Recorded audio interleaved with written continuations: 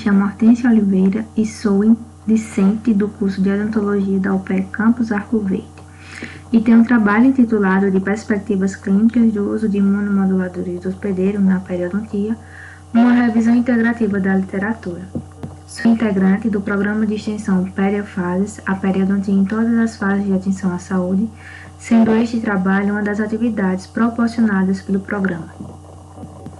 Bom, a doença periodontal. A doença periodontal é uma condição infecto-inflamatória de etiologia multifatorial que vai fazer com que haja perda de inserção dentária, pois ela atinge os tecidos de suporte, como ligamento periodontal, osso alveolar e cemento. A sua patogenicidade. A patogenicidade da doença periodontal vai depender de diversos fatores, como do biofilme, dos fatores de risco, da interação entre a resposta imunoinflamatória e o hospedeiro susceptível. E aí, a saúde em geral. A saúde em geral do indivíduo está diretamente associada à sua saúde bucal. Sabe-se hoje também que a doença periodontal possui alto índice para o desenvolvimento de condições sistêmicas, como a aterosclerose, o acidente vascular cerebral e o infarto agudo do miocárdio. O sistema imune. Bom, o sistema imune, na tentativa de debelar esse processo destrutivo, ele vai lançar na corrente sanguínea os imunomoduladores do hospedeiro, que vão regular a inflamação e a reabsorção óssea. Dentre essas células liberadas, a gente tem as células T reguladoras, que vão estar participando da homeostase óssea, os inibidores das metaloproteinases da matriz, que vão se ligar aos receptores das metaloproteinases da matriz, fazendo com que haja uma diminuição do processo patológico da doença periodontal. Células B e T, que vão regular a resposta imune do hospedeiro, e as células T-help TH17, que vão estar regulando a reabsorção óssea e a inflamação. Tá? E aí, após a estimulação feita pelos periodontopatógenos, o sistema imune ele começa a liberar ainda mais citocinas. Numerosas citocinas são liberadas, dentre elas a gente tem o fator de necrose tumoral e as interleucinas 1B, 1,6 e 8, que vão ser super expressas pelo nosso organismo. E aí, além dessas, existem também os eicosanoides, os mediadores de lipídios, o ligante receptor do fator nuclear kappa-B, que é um ativador de células osteoclásticas, que junto com ele também vão participar TH17, as MMPs, as prostaglandinas e os mediadores derivados de lipídio, porque eles vão ser super expressos e aí vão levar o paciente a apresentar uma reabsorção óssea, que é o que a gente vê aqui nessa radiografia, certo?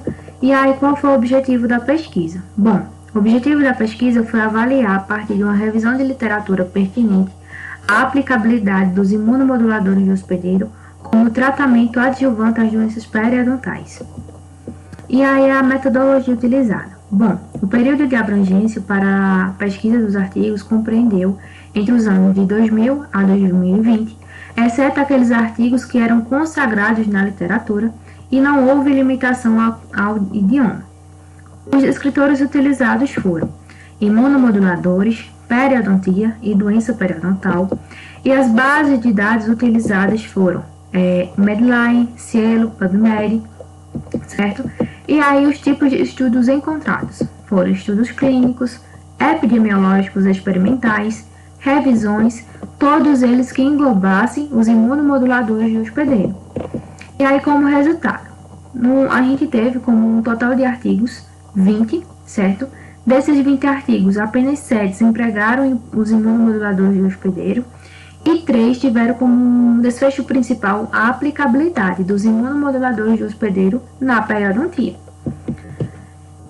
E aqui a gente tem uma pesquisa experimental realizada por Xi, onde ele pegou camundongos para avaliar se as células B secretoras de IL-10 podiam regular o sistema imune, certo? A resposta imune tecidual na periodontite.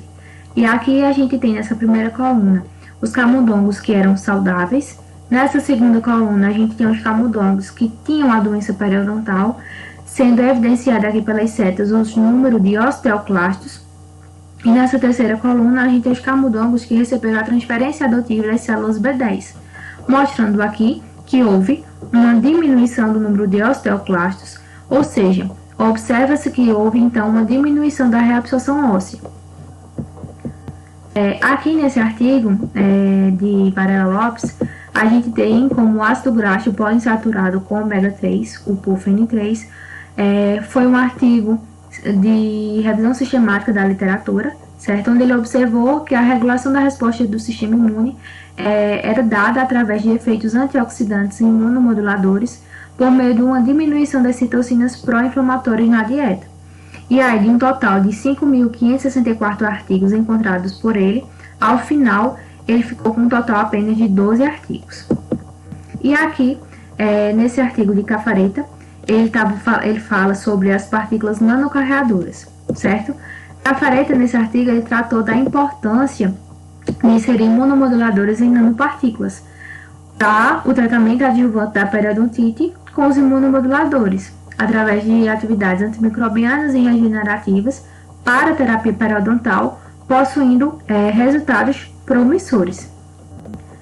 E como conclusão, por fim, os estudos aqui abordados, eles trazem de forma incipiente, sendo necessária a realização de mais ensaios clínicos de acompanhamentos longos, a longo prazo. Então, dos 20 artigos eleitos para esta revisão, apenas 3 incluíram a terapia imunomoduladora na periodontia como desfecho principal. Desta maneira, nota-se que é possível traçar estratégias para a terapia adjuvante das doenças periodontais a partir de imunomoduladores de hospedeiro. No entanto, verifica-se que estudos voltados a essa temática ainda são limitados, fazendo-se necessária a realização de mais ensaios clínicos controlados que melhor confirmem seu emprego na prática clínica. Obrigada.